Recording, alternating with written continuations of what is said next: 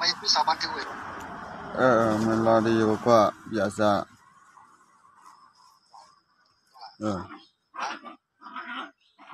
ดูวิดีโอนอนดูวิดีโอเลยเนาะคุยเนี่ยไม่เห็นกูเก่งปานี่หมูจังแล้วนี่ว่าเขาจะรู้นี่เขาถ่ายอยู่อะไรอย่าทำได้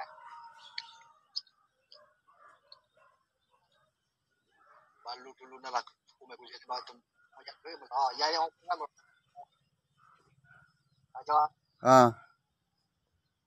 แบบนี้แบบนี้ทุกคนเราคนยุ่งเลยน้องเนี่ยว่าก็ไม่หลอดที่นี่กันอะไรนะแต่ลูกค้าเนี่ยมาบ้านเราอยู่ก็เทคแล้วพอตาเล็ดแล้วขี้อ่ะแต่เนี่ยโอ้ขอความอยากเนี่ยโอ้เด็ดทับล้อเจ๊เนี่ยวันนั้นโอ้มาก็การเเขาก็ว่าปกติอย่างนี้เอาปกติอย่างนั้นดูโคตุเนี่ยเนี่ยว่าได้นั่นดูโคตุอย่างนี้เราจะเอาเทวิดีโอเลย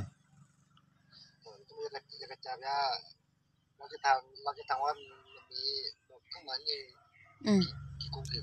ครับโอเคคุยบอกเลยเข้ามาจากตรงไหนก็คุยเลยดูเนี่ยประมาณ200กว่า300ถึง200ไม่ถึง300หรอก100กว่าฮะดีกว่าล่ะดีกว่าแล้วเราวันได้วันไม่ใช่วันได้เอามาซื้อไงก็ต้องได้วันได้ลงซื้อเนี่ย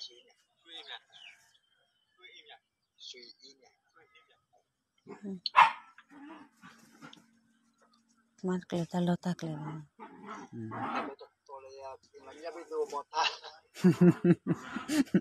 จะบอกท้าไปดูเลยนี่เนี่ยก่อนนั้นไม่ได้บูหรอกมันนั่น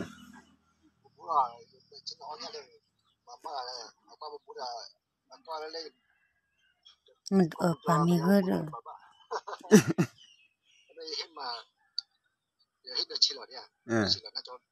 ึกว่ามาอย่างนี้